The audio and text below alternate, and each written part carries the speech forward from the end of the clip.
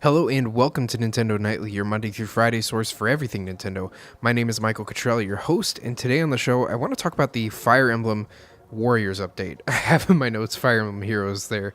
I get these titles confused quite a lot because they're kind of going for the same thing in very different ways, where Fire Emblem Heroes and Warriors are both a celebration of where the series has been, some of the most famous characters in it, although Heroes does a better job of celebrating them and placing them in a different side story where all the characters clash together. Now, when there we go again. When Warriors came out, I played it a little bit, didn't really get into it much, and got bored of it and left, even being a Fire Emblem fan, I guess I would say, having played a majority of the games, even going so deep as to get translated versions of the super old ones that were only in Japanese.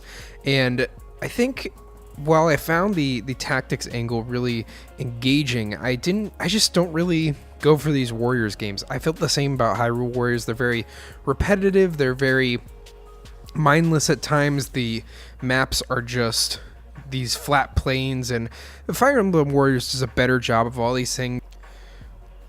I found the tactics angle to be particularly nice with breaking up the monotony of hacking and slashing. Ironically, that the pause screen is the part that breaks up the monotony of the rest of it. But that's kind of how I felt about the game, though. It's fine. I've been having an okay time with it. I had bought the season pass thanks to some birthday money that I had received at the time, and because I've really kind of enjoyed the DLC offerings that Nintendo has had so far, at least in cases like Mario Kart 8 and Zelda Breath of the Wild. It seems like $20 is a totally fair price to get a nice heaping chunk of game later on. So let's talk about what's in this pack that released today. So this is the second part of the 3-part season pass, where we got Navarre, Lind, and Minerva as new characters. Some of the more notable characters from the first Fire Emblem game. Navarre is very quick and fun to play, has tons of satisfying combos, moves quickly around the field. I think he is a fun guy to pick up.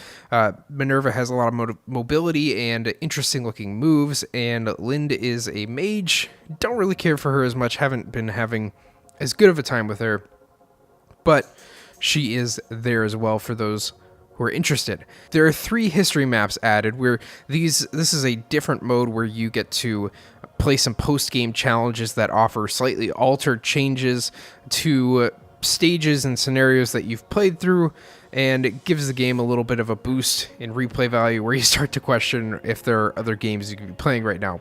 But it's nice to see that there is something there for those who want more, and a few new ones for those who are otherwise done with the game. They have bridal costumes for all your favorite characters, keeping with Fire Emblem's really weird tradition of putting everybody in strange outfits, and new armor break models, which I find really, really strange that these are purchasable perks. And I'm not really going to explain armor break models other than just Google it. Google it if you're interested. It's too weird to discuss on the podcast. Some new weapons are added for previous characters, which is a nice addition, that they're also going back and tweaking the game, how it works, adding little abilities and weapon attributes here and there to make it a more engaging experience. Nothing major happening here, but some nice quality of life improvements.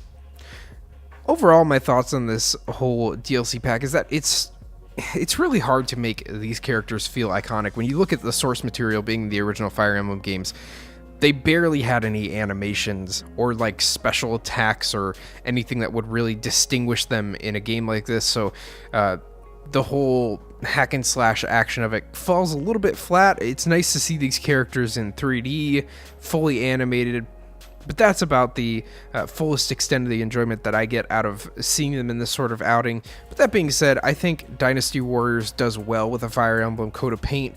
It's fun to build a team, an all-star team of Fire Emblem characters from a handful of the games throughout the series, and to go through these interesting battles with that tactics angle to send one character down to the base in the south and another character to the base in the north. You can cover different things and accomplish multiple things at the same time.